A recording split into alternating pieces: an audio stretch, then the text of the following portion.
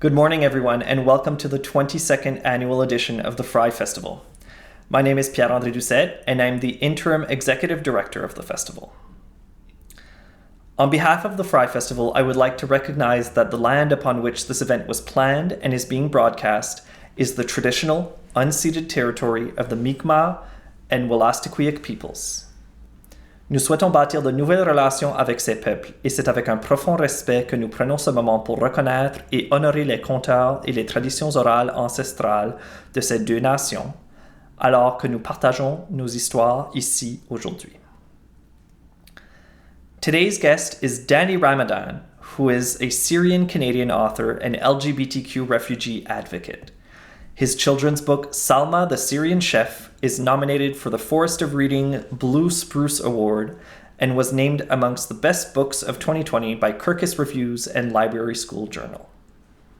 Without further ado, here is Danny Ramadan reading Salma the Syrian Chef. Bon appétit! Hi everyone, my name is Danny Ramadan and I'm a Syrian-Canadian author and public speaker and an LGBTQ refugees activist. I say that I am a Syrian-Canadian person. That means that I was born in a place far, far, far away called Syria. For you to get to Syria, you will have to cross all of Canada and then cross all of the ocean and then cross all of Africa, and then you'll find yourself in Syria, the place where I was born.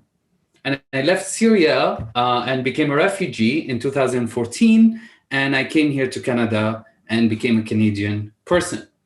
And like me, Salma, in Salma the Syrian Chef, is a refugee. She was also born in Syria, and she also left the country because of issues with the country, because of things that she experienced over there, and came here to Canada. And today I am going to read you her story. This is Salma the Syrian Chef. The story is by Danny Ramadan, that is me, and the art is by Anna Prom. Start on the first page. Salma watches the Vancouver rain from her apartment in the Welcome Center. It is different than the sunny days back in Syria. She still can't pronounce Vancouver, but her friends tell her that her ways of saying it are more fun. Vancouver, Salma says to Mama, but Mama is making dinner. Vandurar, Salma rolls her R's, but Mama won't look up from her English homework. Vancouver, Salma finally succeeds, but Mama is busy calling Baba back in Syria. Baba will join them in Canada soon. Salma's heart aches like a tiny fire in her chest when she thinks of Baba. She wonders if Mama's heart is burning too. Mama used to giggle with her friends in the refugee camp. It sounded like the ringing bells on the old boys' bikes. Now, after a long day of job interviews and English homework, Mama barely smiles when tucking Salma in.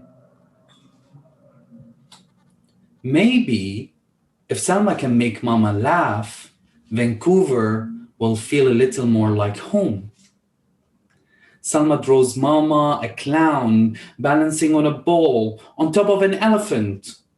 She tells Mama a knock-knock joke about bananas and oranges that she learned in language school. She even hides behind the fridge. She jumps out and screams, "Boo!" But all she gets is Mama's sad smile, full of love but empty of joy. Oh, Mama is really, really working hard, but at the same time, she forgot how to smile. So maybe Salma can find a way for her to smile. Let's see what happens. I want to make Mama laugh. Salma rushes into the playroom and almost crashes into Nancy's chair. She's been sad for a long time. When was the last time you saw Mama happy? asks Nancy in her broken Arabic. Salma imagines a waterfall of Mama's many sad faces since they left Syria. How about you draw a picture? Nancy says. Drawing helps me when I forget my good memories. Salma looks at the colorful crayons. Her memories of Mama's smile shines like a beautiful rainbow over that waterfall. Salma draws her home back in Damascus, a yellow house with a garden surrounding it like a necklace. The garden had a tree with green leaves and a big nest with 3 little eggs. She colors the living room walls purples. Were the walls really purple? Nancy asks. No, Salma says, but it's okay to add new colors to my own memories. She draws Baba at the table. Mama carries a freshly made dish of full shami, a big smile on her face. Salma can't bring Baba here sooner. She can't rebuild their old home, but suddenly she knows what to do. I wonder what Salma is up to. Let's see. I think Mama misses Syrian food, Salma tells Nancy and the other kids. I want to make her full shami. I miss kushari, Ayman says.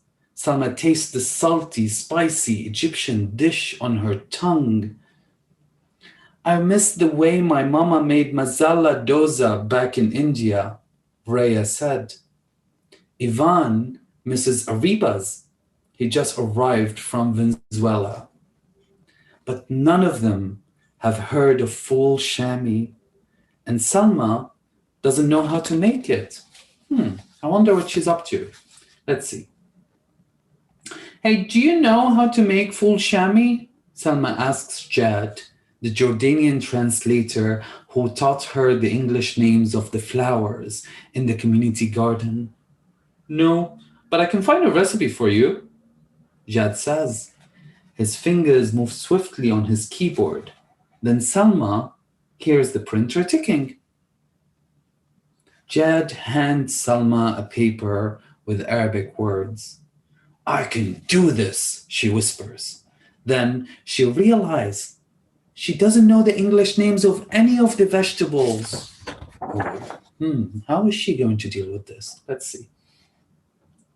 Salma reads the Arabic words. She is scared of looking silly in this new place where hardly anyone knows her language. The smell of crayons on her fingers reminds her, I can draw the vegetables. Yellow for lemon, green for parsley, brown for peas, and red for onions, she sings. And this is chickpeas, and that is garlic, and that's a bottle of olive oil. Soon, she has all the drawings she needs. Aisha walks Salma to the supermarket so she doesn't have to cross the street alone. Salma likes Aisha. They play hopsquash in the welcome center, and Aisha brought her home-baked Somalian sweets. Shukran, Salma thanks Aisha as they wait for the traffic to stop. Back at the welcome center, Salma organizes her vegetables on the kitchen table. My mama won't be laughing at all if I use a knife, Salma tells Amir and Malik, who came together from Lebanon. Can you help me chop those vegetables? She blushes when Malik kisses away Amir's onion tears. The three of them giggle until Salma realizes she forgot the spices. Mama likes sumac with her full shami. Salma looks through the spice rack. Paprika is Papa's favorite spice, and Mama loves cardamom in her coffee. Pepper makes her sneeze, but she can't find sumac anywhere. Tears fill her eyes. This is the worst idea ever. It is too hard to cook Syrian food here. Salma's fingers shake and the spices get blurry and their smell mixed together. Everything is ruined, Salma says between her teeth. I will never make Mama laugh. Aw, that poor thing. Let's see what happens. I hear that you're looking for some mac. Salma feels a warm hand on her shoulder. It's Granny Dunya. I miss Persian cooking too, Granny says, handing Salma a tiny red jar. Family dinners back in Iran always made me happy. I am mad that we had to leave home, Salma insists. I can't find sumac or speak Arabic to everyone I know. She's really mad, that poor thing. Let's see. Look at those beautiful flowers and all those blossoming trees. Granny Dunya points out the window. This home might be different from everything we know, but it's beautiful in its own ways.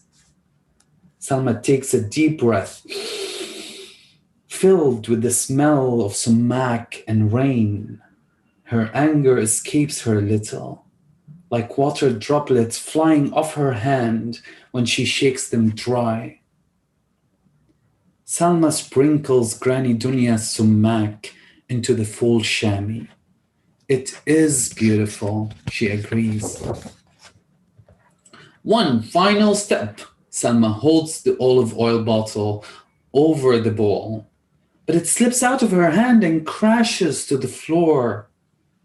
Amir and Malik help her clean up the glass, but they have no olive oil for her to use. Aisha has never cooked with olive oil and Granny Dunya's bottle is empty. Salma used her money on the other groceries. She can't buy more. She sits on the floor and cries. Oh, that poor Salma. Salma feels useless, like an umbrella in a country with no rain.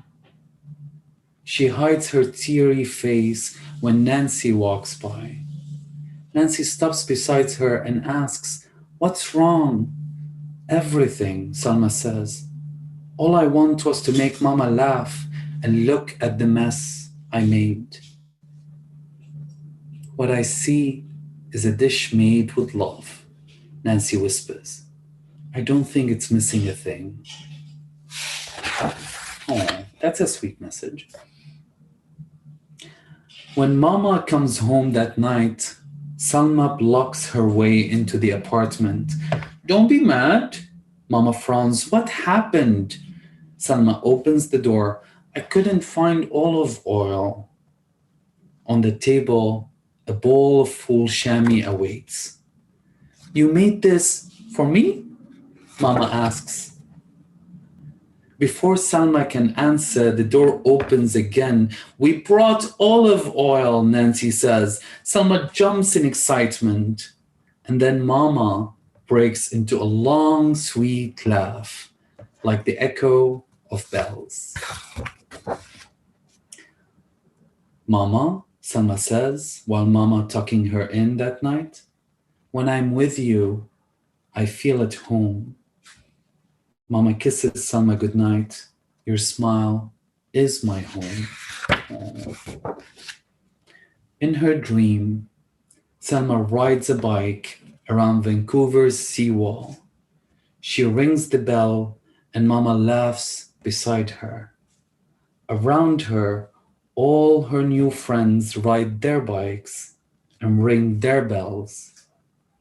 Salma feels the sun on her face and looks up to a purple sky painted with the colors of crayon. That dream goes on all night long. I hope you enjoyed Salma the Syrian Chef. This is a story that I hope would get you to learn about my culture, will get you to learn about some of the refugee experience, as well maybe get you to learn about a Syrian dish, and maybe you can find the recipe on the Anik Press website, and you and the adult in your life can make it together. Otherwise, thank you so much for listening, and off to the next story. Bye. Thank you, Danny, for sharing that beautiful and generous story with us today. Thank you also to Magma and Access Copyright for their support, and to all of you listening. Salma the Syrian Chef is available for purchase at the festival's official bookstore, Tidewater Books, in Sackville or online. We hope you tune in to the other Frye Festival events on our YouTube channel, Frye Moncton. Our complete program is available at frye.ca.